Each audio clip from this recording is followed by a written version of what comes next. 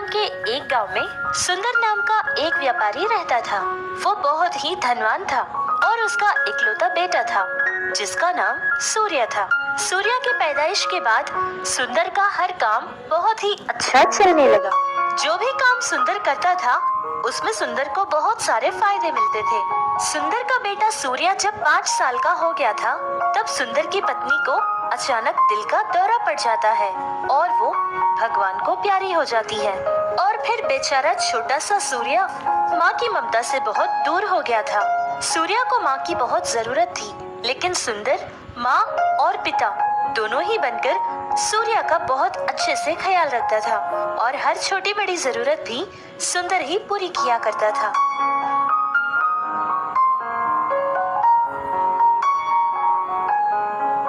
देखिए सर, मैं बहुत अच्छे से जानता हूँ कि आप अपने बेटे से कितना प्यार करते हैं। छोटा मुंह बड़ी बात, लेकिन सर हमारे छोटे से सूर्य को माँ की बहुत जरूरत है। किसी और औरत से मैं अगर शादी करूँगा तो मुझे ये विश्वास नहीं है कि वो मेरे बेटे की माँ बनकर परवरिश करेगी। और वैसे भी रमन, मेरे बेटे का ख्याल रखना मेरे लिए कोई मुश्किल का काम नहीं है। मैं उसका ठीक से ही बन जाऊंगा। बात सिर्फ वो नहीं है सर, आप ठीक से ऑफिस भी नहीं आ रहे हैं। 1 साल से हमारे सारे काम बहुत ही कम चल रहे हैं, जिसके कारण हमें बहुत नुकसान भी हो रहा है। अब आप इतनी मेहनत आपके बेटे के लिए ही तो करते हैं ना? हाँ रमन, जो तुम कह रहे हो वो भी ठीक है, लेकिन ऐसी औरत कहाँ मिलेगी जो मेरे बेटे की माँ बन पाएगी? अरे सर, आप बस एक बार हाँ कह दीजिए। हमारे सूर्य बेटे के लिए बहुत अच्छी माँ को ढूंढने की जिम्मेदारी मेरी है। जैसा वो मैनेजर रमन दिखता था वैसा बिल्कुल नहीं था। उसकी सोच कुछ और ही थी। रमन ने ये सोचा था कि वो अपनी बहन गंगा की शादी सुंदर से करवा देगा और सुंदर की सारी दौलत, सारा ही माल पैसा अपने नाम करवा लेगा। ये सारी सोच रमन अपने बहन गंगा को भी बता देता है और फिर गंगा भी ये काम करने के लिए राजी हो जाती है। बिना देर किए दोनों भाई बहन ने बहुत अच्छा ही प्लान बना लिया था।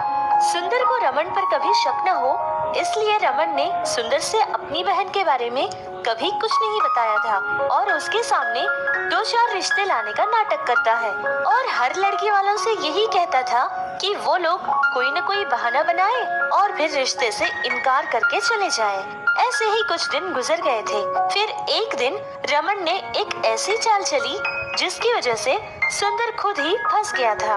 किसी काम का बहाना बनाकर रमन ने अपनी बहन गंगा को सुंदर के घर बुलाया था।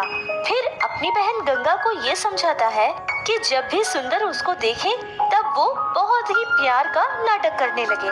ऐसे ही सूर्य खेल रहा था और गंगा उसके पास जाकर उसके साथ खेलने लगी और सूर्य को बहुत ज्यादा प्यार करने लगी। ये सब देखकर सुंदर बहुत खुश हो गया था और धीरे धीरे उसका हर काम सुंदर को अच्छा लगने लगा।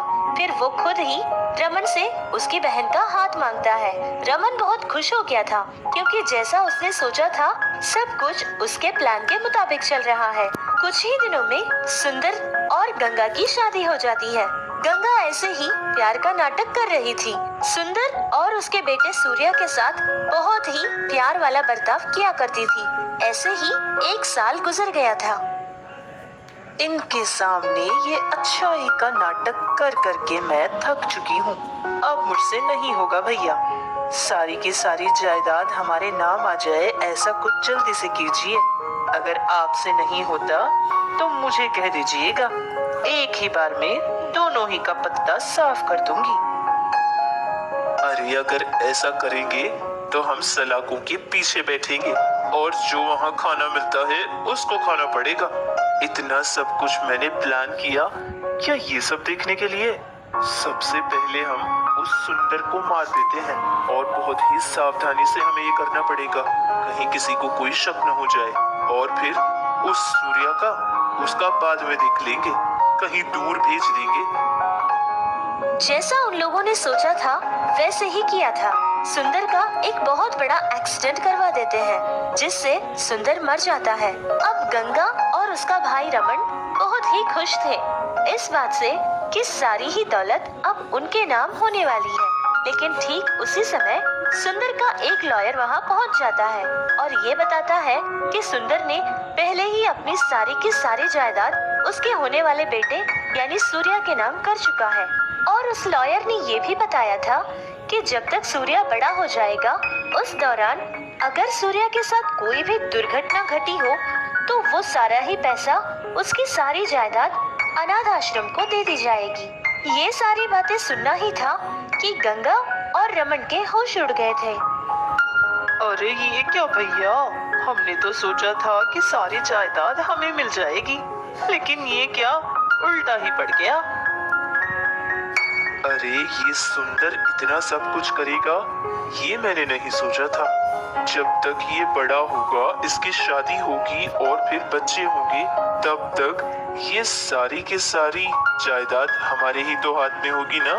तब तक उसे हम एक छोटे बच्चे की तरह ही परवरिश करेंगे। जैसे जैसे वो बड़ा होता जाएगा वैसे वैसे जायदाद भी बढ़ती जाएगी। और वैसे भी हमें इतना सब कुछ देखने का मौका कहीं और कहां से मिलेगा। ये सब ऐशो आराम हमें भी तो मिले। इस तरह उनके काले कारनामों का असर सूर्या पर बहुत ज्यादा पड़ने लगा। जब वो 7 साल का हो गया था तब से गंगा और रमन मिलकर सूरज के खाने में हर दिन कोई दवाई मिलाकर उसे खिलाया करते थे, जिससे सूरज की उम्र तो बढ़ रही थी लेकिन उसका दिमाग नहीं बढ़ता था। उस दवाई का असर सीधे उसके दिमाग पर कर रहा था, क्योंकि उसके सोचने और समझने की शक्ति उस दवाई की वजह से नहीं मिलती थी।